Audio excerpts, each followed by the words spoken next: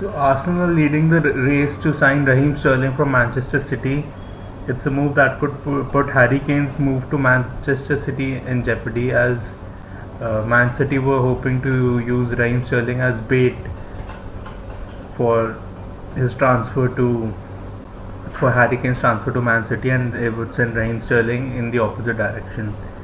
Basically, Raheem Sterling has fallen down the pecking order at Manchester City ever since the emergence of Phil Foden. Although he started in the Champions League final, that was an aberration to the general lineups that Pep Guardiola has put out in the last couple of months. Sterling, who was such a favorite under Guardiola in the past couple of seasons, has ever since Phil Foden has come onto the scene is deemed surplus to requirements, and he could be sold in a bid to raise funds for Harry Kane. So earlier it was believed that Manchester City was selling Raheem Sterling to raise funds for Harry Kane's transfer, but now it looks like they wanted to use them as a swap deal for Harry Kane plus cash, obviously, but such a move is not going to be happening. Rafael Varane continues to be linked with Manchester United, as does Jadon Sancho, Declan Rice, as well as Gianluigi Donnarumma and Erling Haaland. But Rafael Varane seems to be the most highly linked player out of all. So let's see. Uh, Carlo Ancelotti will be the new Real Madrid manager. He's going to step down from his post at Everton. That's big news that's just coming through. So Manchester City won the EPL and the League Cup this season. Leicester City won the FA Cup, whereas Chelsea won the UCL. Those are the titles won by the English teams.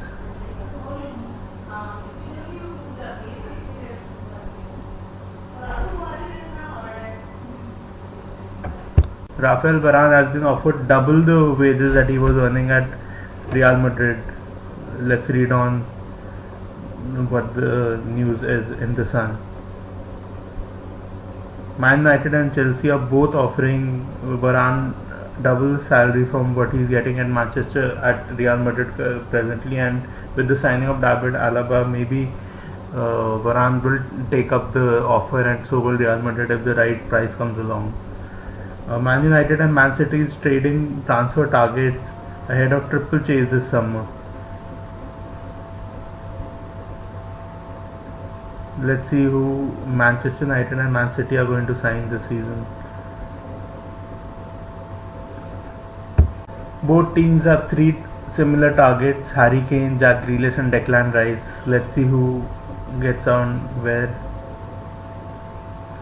Harry Kane obviously will provide you with a lot of goals, a lot of assists, and both teams are thus after the player. Declan Rice provides you with a lot of midfield stability. He provides you midfield cover.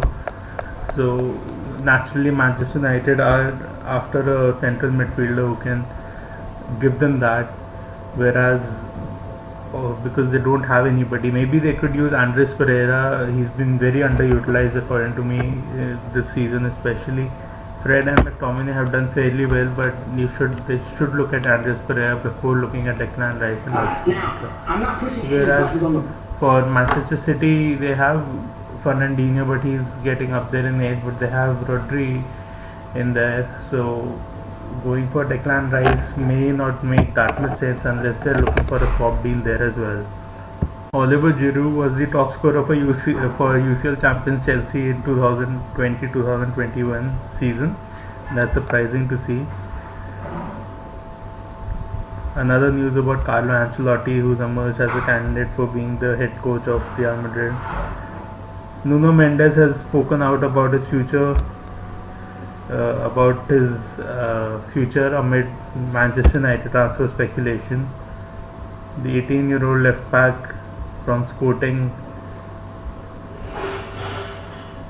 has established himself as one of the better players in the team, and could he follow in Bruno Fernandes's footsteps? Real Madrid have unveiled a new Adidas shirt, and it's really good. It's blue and orange. It's slightly different from last year's all white kit, but it looks good nonetheless.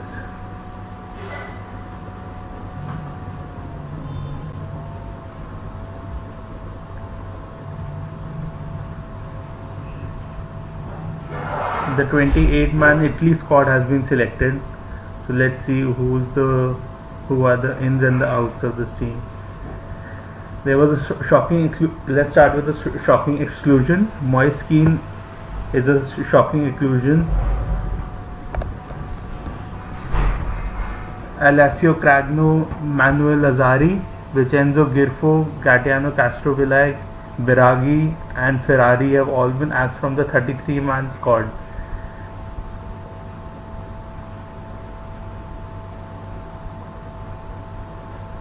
A few new faces have been selected, such as Rafael Toloi, Matteo Pessina, Gianluca Mancini, and Alessandro Bastoni.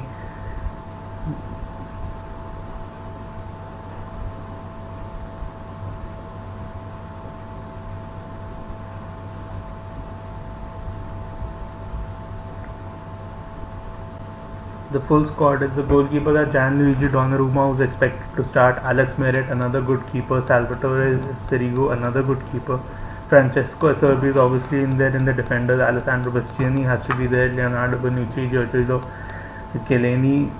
If they're going to play three at the back, then these guys will be playing. Di Lorenzo is there, Emerson Palmieri, Florenzi, Mancini, Spinazzola, Rafael Toloi. In midfielder of the year for the Serie A, Nicolo Barella, Cristante, Jorginho, Locatelli, Pellegrini, Pessina, Sensi, Verratti. It's a very strong midfield. And even strikers with likes of Ciro Immobile, Lorenzo Insigne, Federico Chiesa, Bernardeschi, Belotti. It's a very, very strong Italy side.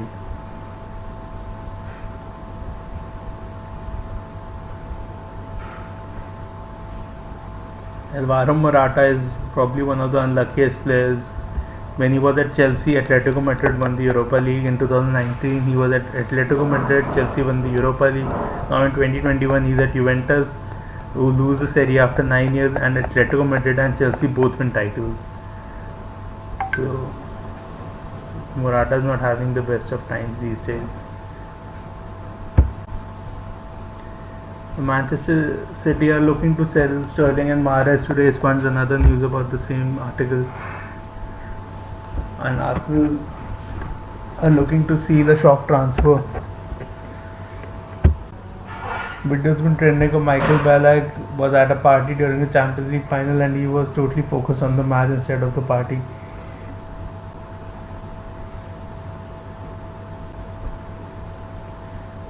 Mason Greenwood has withdrawn from England's Euro 2020 squad due to an injury. He's been obviously injured for a while now, so he's going to be rested and well fit for the Premier League season come next year. That's good news for Manchester United fans at least. Let's see what Greenwood can do. He's been performing well. He's a very good young player, but we have to see what Greenwood brings to the table next year on.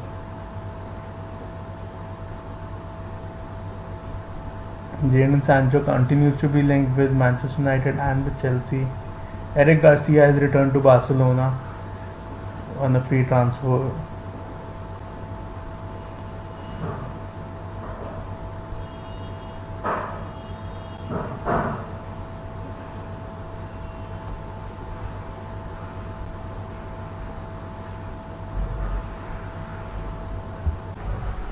Finally, Aymeric Laporte might also be on his way out with the recent development of John Stones and Ruben Dias. Aymeric Laporte finds himself down the pecking order, and now he's looking for a transfer away. He was once a very high-profile signing for Manchester City and guided them to the titles with his solid play at the back. But now it looks like he wants out, as does Gabriel Jesus, and as we've already discussed, Raheem Sterling. Is Wayne Rooney the greatest British player of the 21st century? I think that is an interesting point to discuss. There have been a few good British players. There's Frank Lampard, there's Steven Gerrard, there's John Terry. So it's really David Beckham is there. It's really difficult to decide on one player. There's Paul Scholes, but in the 21st century, maybe Lampard slightly edges out Wayne Rooney at the moment, and as just Steven Gerrard, maybe even John Terry. But Rooney in his own right was probably his top five, not the greatest.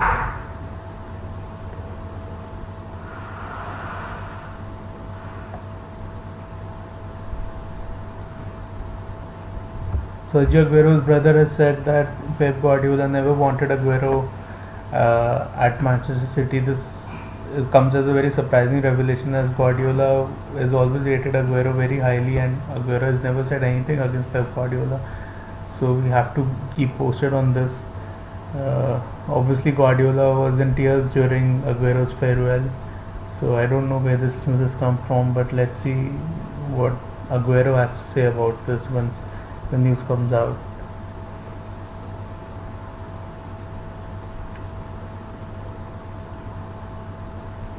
Dino Sturridge is out in the wilderness. In 2016, he was England football team's match winner. Now he last kicked the ball 15 months ago.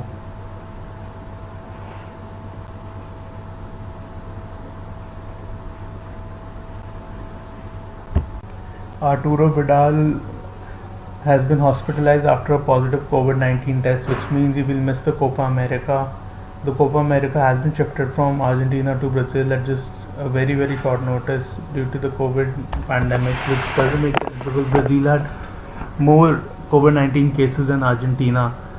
Arsenal are close to finalizing a deal for Ajax's Andre Onana. This is good news for Arsenal fans.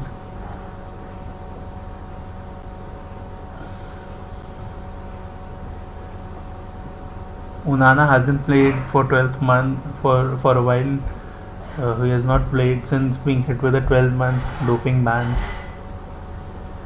Onana was found to have ingested a banned substance.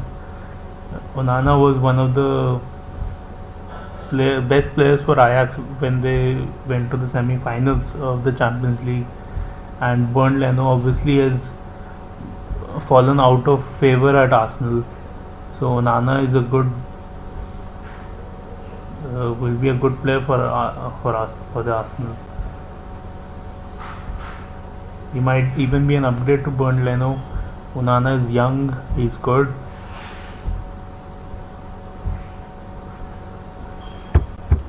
Serge Gnabry fancies a central role for striker light Germany at Euro 2020. Lionel Messi has apparently agreed a new 2-year deal at Barcelona.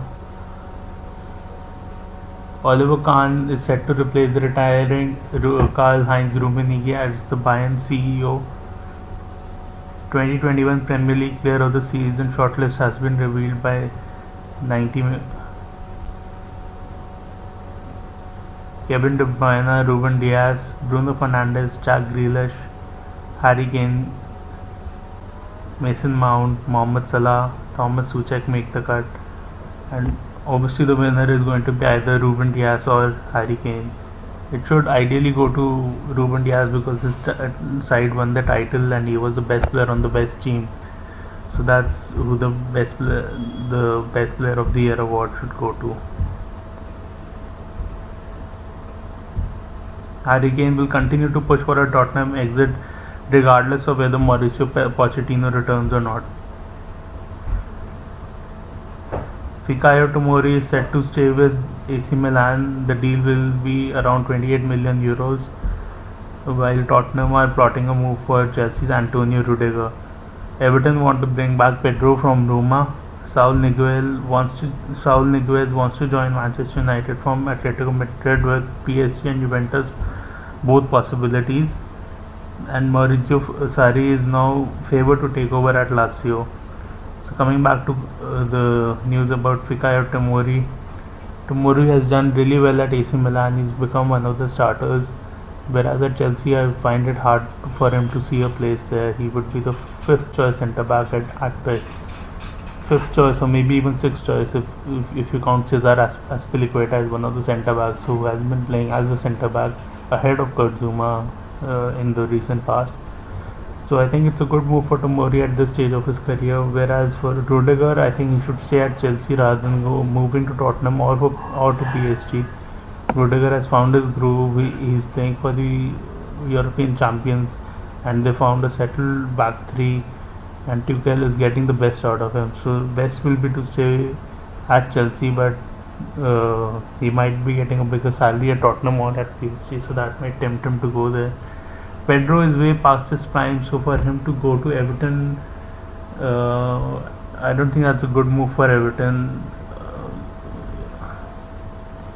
I mean, Pedro is way past his prime. He's not fast. Last time when he came to the Premier League with Chelsea, he wasn't a hit. So I don't know why Everton are going after Pedro. But let's see. Maybe they don't have enough players in their squad.